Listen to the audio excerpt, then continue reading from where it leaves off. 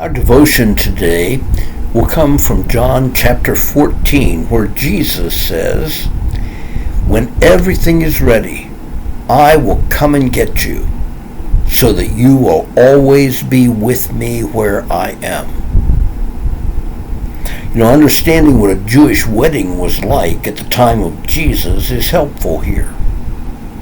The betrothal, or the commitment of the couple to each other, took place at one date, but then the groom-to-be would return home to his father's house to prepare a home for them. Most often this would be an addition onto his father's house. It would take some time, depending on weather and, of course, how industrious the groom is. Meanwhile, then, the bride would wait for the groom to return, get her.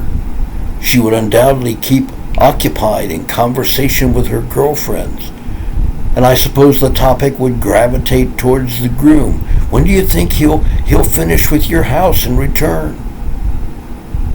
Of course, if it were left up to the groom, he just might rush off to get his bride before the place was really finished properly. And so only the father really knew the time of his son's return. When the place was ready, then the groom would go to get the bride. And, of course, it might be at a time when the bride least expected it.